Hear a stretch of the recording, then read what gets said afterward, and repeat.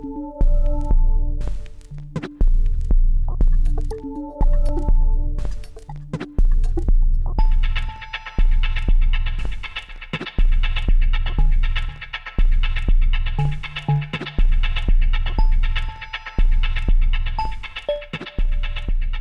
and I are doing a talk this afternoon at the ARF about social media and really turning it into business advantage. And I think one of the things we talk a lot about is we're in an era now that every single chief marketing officer wants to have a clear social media component on the agenda. They want to invest in it, they want to know more about it.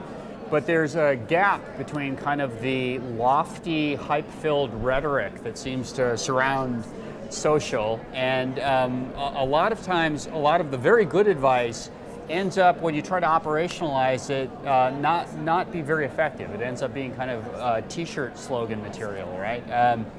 So one of the things I really love about Meteor Solutions, where Taddy works, is this idea of actually getting some visibility into what the social graph actually looks like around your brand, and actually being able to turn kind of these general principles of what you should do in social media into actionable insights that you can turn into business results. Mm-hmm. Yeah, I think consistent with what Bob is saying, our belief is that distribution pipes of new media are different than the distribution pipes for old media. And it's not just about producing some content, buying some inventory, and broadcasting it. Increasingly, what consumers say about your brand often matters more than what you as a marketer say about your brand. Mm-hmm. And so the messages that are determining attitudes and driving behaviors increasingly aren't just the messages that we as marketers transmit, but they're the ones that seem to resonate with consumers and that they share amongst themselves. And it's that sharing that Bob alluded to that we call the social graph, right? And what we do very specifically with our partners such as Bob's firm and their clients is really to help map out and visualize what does that social graph look like, and specifically interested in the three driving elements of that graph. Number one, who are the influential brand advocates who are fueling this viral activity and sharing? Second is, what's the engaging content that seems to be making this magic or fueling the fire, if you will? Mm-hmm. And third is, where and how is this happening? So is this a Facebook phenomenon? How important is Twitter? Are people using email?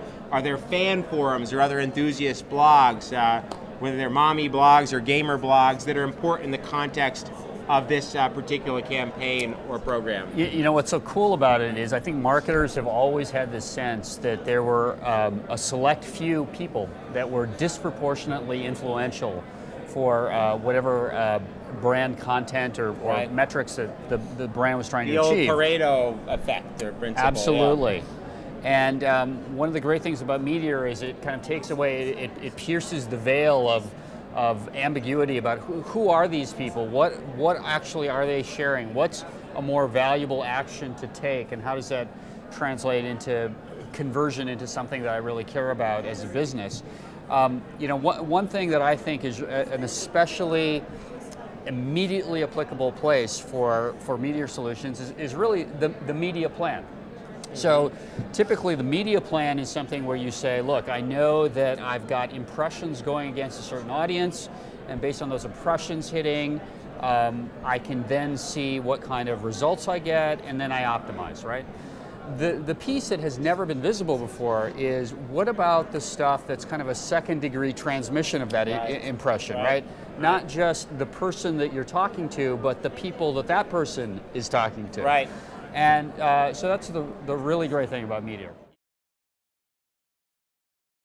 So for one of our clients, Liberty Mutual, we have a program that we've worked with them for several years on called Coach of the Year. And it's a program to try to get alumni at the various colleges to nominate their head football coach each fall to be the Liberty Mutual Coach of the Year. And it's based not just on a winning program, but also doing the right thing, responsible actions. So the basic way that that program works is we have paid media, which is trying to get people to participate in the program, vote for their favorite coach. But the earned media component of it is we know that people advocate for the coach of their school, right? And typically doing a media plan that's optimized around that program would say, okay, so we know we're investing in this many media properties. We see the impressions that we're delivering, and we kind of have a sense of what the conversion is. That's great, let's optimize based on that set of data. The really cool thing about Meteor Solutions is now we've got visibility into the word of mouth effect. So when a particularly enthusiastic alumni of Appalachian State University says, listen, I really want Coach Moore to win, I'm going to take this link to go back to the Liberty Mutual Coach of the Year site and vote for him. I'm going to take this link and I'm going to embed it all across the web. I'm going to do this myself because I care. I'm passionate about this. And we can see then that this kind of disproportionate influence of one particularly enthusiastic person can really come back and kind of change the results of the program. And from a media point of view, one of the really important things is kind of how paid and earned media kind of operate in conjunction with each other. So we see particular properties where all of your results are because of direct kind of views of the ad unit. Others where the people who see that direct view go off and do things on their own that get more votes, ultimately. And that's really valuable for us to know. Yeah, I think there's a couple points there that we would underscore. One is something I think fundamental that Hill, Holliday, and Baba illustrate here is we consistently hear marketers say, well, you know, my content isn't that exciting. I'm not really, you know, I'm not an entertainment brand. Not our content, of course. Right, yeah, you know, it's all very good. And so maybe social media is not really for us. And I think, you know, one of the important things that Bob and Liberty Mutual are demonstrating here is that social media isn't for a small piece of the marketing population. It's appropriate in certain ways for almost every brand, number one. Number two is a consistent pitfall that we see marketers falling into is when they think about social, they think, oh, it's another place I can advertise. Social is another place I can stick my content. I'll build a Facebook page and people will come see my stuff. And I think that is kind of a classic wagon before the horse approach. And one of the things that's underscored by the success of this Liberty Mutual Coach of the Year campaign is the philosophy behind it was you guys were bringing social dimensions. So voting, advocating on behalf of your school, you were bringing those activities which are inherently social into the content, creating a place within the content where people could be social rather than the other way around, right? So I think on a number of different levels, a very instructive campaign as well as a very successful one.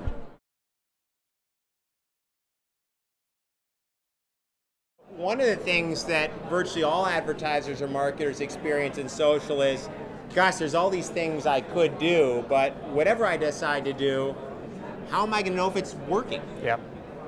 And I think that's one of the challenges you've wrestled with quite effectively in this context. Yeah, so for Liberty, so there are very broad metrics, upper funnel metrics that they are interested in moving the needle on. But for this program, and again, one of the great things I think about using Meteor Solutions to help us with Liberty is there was a specific conversion event that we wanted to happen. We wanted to have votes happen in this case, right? We wanted to have kind of awareness of this program kind of turn into participation in this program. And the alumni kind of audience, the collegiate alumni audience, is a really important target audience for how Liberty Mutual sells insurance. So this idea of kind of active participation through this mechanism of voting is important. So again, instead of kind of the lofty kind of sloganeering around social, in this case we said for this program, what really makes sense is the more participation that we get, right, measured by this conversion event. Right. And we could actually tie back all of the media placement, all of our content, all of the things that we did, all the marketing actions we took, right, back to how did it drive this event. And you can see the applicability here, because this is what we were doing for this particular program for this particular client. But to say across the board, pick an action. Pick something that you want to have happen more frequently, more often. Right. And to be able to tie social behaviors back to that is a really powerful thing. I think one of the things that you guys also were doing, which I think is core to the success of any marketing campaign, but particularly in social, is you were tapping into an activity that a group of people already wanted to do. I graduated from Appalachian State, and I want to promote it. I want to cheer for my school. So that already exists. So in the context of a brand that's trying to engage college grads, what's sort of the energy that already exists amongst these people that you can essentially add fuel to and activate in the interest of a client? And I think it's a brilliant piece of planning, where rather than trying to get people to do something that they really hadn't prioritized, you're identifying something that they love to do. They love to cheer for their school, and now they were doing it in the context of this fabulous game or playing field that was created specifically for that purpose, but aligns very well with the objectives of the brand. I mean, I think there's a lot of very smart stuff going on kind of behind the scenes and at the planning level that's responsible for this being so successful. One thing that I think is extremely important to realize, and we alluded to it earlier when we were talking about kind of the Pareto principle and the typical 80-20 rule, and a small portion is responsible for a large effect, and we've seen that in lots of places in marketing and non-marketing areas. Within social media, it's even more dramatic. We routinely see that 1% or a fraction of a percent of the visitors are responsible for 30, 40. We've had one client with a campaign where a fraction of 1% was responsible for over 70% of the desired measurable impact for that campaign.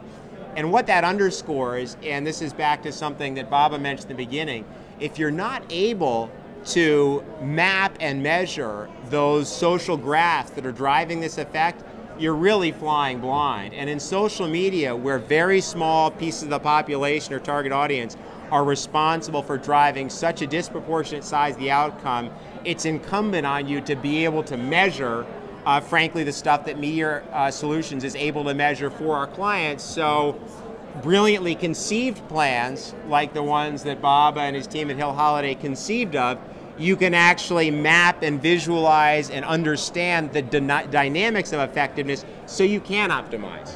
And I think that's kind of one of the core fundamental best practices for success in social media, is you've got to be able to map and reveal the social graph of your brand or of a campaign if you're going to be in any kind of a position to optimize and learn from that.